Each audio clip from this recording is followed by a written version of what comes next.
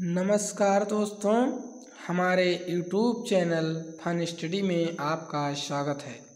हम लोग पढ़ रहे थे संज्ञा के प्रकार, जिसमें से 2 प्रकार पढ़ चुके थे। अब हमें पढ़ना है नंबर 3 भाववाचक संज्ञा।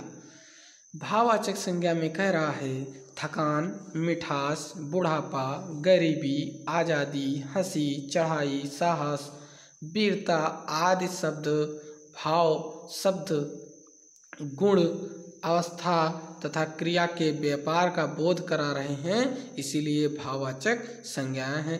मतलब कहने का मतलब कि परिभाषा जो इसकी है, जिन शब्दों से किसी प्राणी या पदार्थ के गुण, भाव, स्वभाव या अवस्था का बोध होता है, उसे क्या कहते हैं? भाववाचक संज्ञा कहते हैं। जैसे उत्साह, ईमानदारी, बचपन आदि। इन उदाहरणों में उत्साह से मन का भाव है, ईमानदारी से गुण का बोध होता है और बचपन से जीवन की एक अवस्था या दशा का वर्णन करता है। अतः उत्साह, ईमानदारी, बचपन आदि शब्द भाववाचक संज्ञाएं हैं।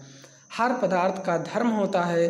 पानी में शीतलता, आग में गर्मी, मनुष्य में देवत्व और पशुत्व इत्यादि का होना आवश्यक है। पदार्थ का गुण या धर्म पदार्थ से अलग नहीं रह सकता।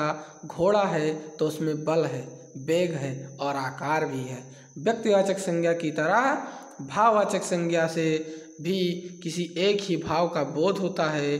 धर्म, गुण, अर्थ और भाव प्रायः पर्यायवाची शब्द हैं। इस संज्ञा का अनुभव हमारी इंद्रियों द्वारा होता है। प्रायः इसका बहुवचन नहीं होता। बहुत इंपॉर्टेंट चीज, इसका बहुवचन नहीं होता।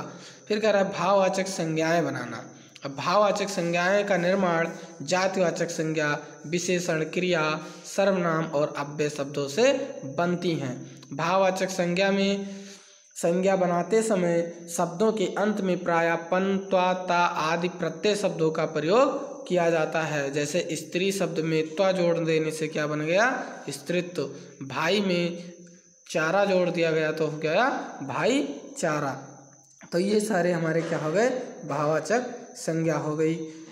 अब कह रहा है नंबर 2 पर हमारा ये सारी चीज़ें बहुत अच्छे से इसको स्क्रीनशॉट ले लेना। आप लोग स्क्रीनशॉट ले करके और नोट्स में बकायदा अच्छे से कि जातिवाचक संज्ञा से भाववाचक संज्ञा कैसे बनती है और विशेषण से भाववाचक संज्ञा कैसे बनती है, इसका स्क्रीनशॉट ले लीजिएगा आप लोग।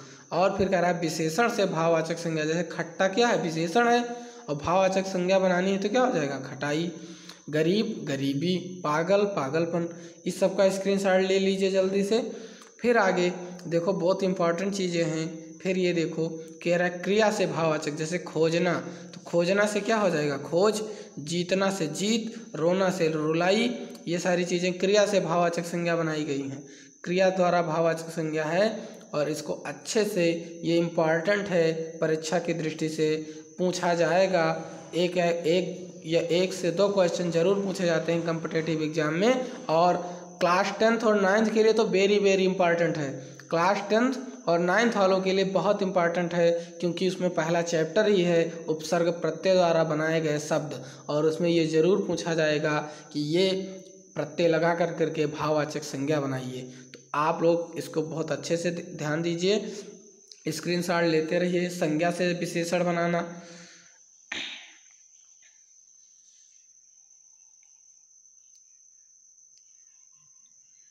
पुस्तक से पुस्तकीय, पुराण से पौराणिक, प्रकृति से प्राकृतिक, पिता से पैतृक, प्रांत से प्रांतीय, ये सब हो जाएगा।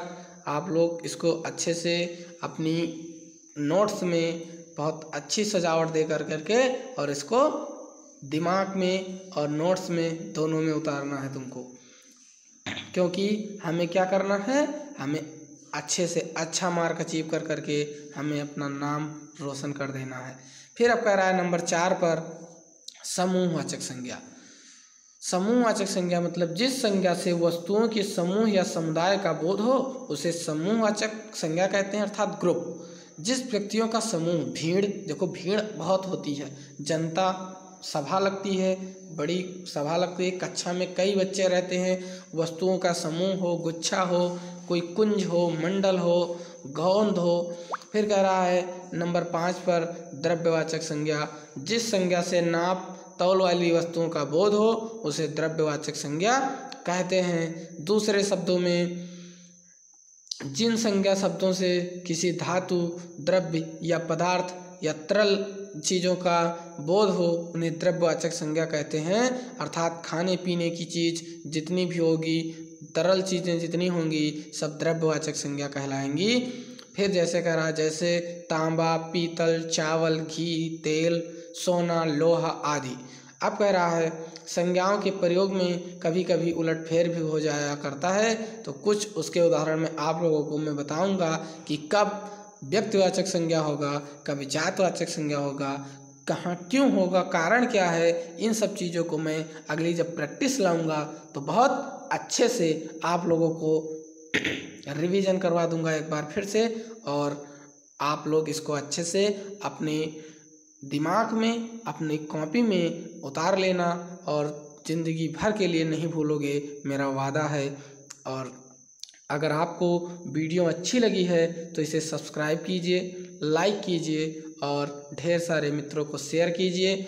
और साथ ही साथ आप लोगों की अभिनव सर द्वारा साइंस की क्लासें चल रही हैं, उसको भी देखिए, बहुत इम्पॉर्टेंट है, क्योंकि सर को काफ़ी साल का अनुभव रहा है, वो कई सालों से पढ़ा रहे हैं।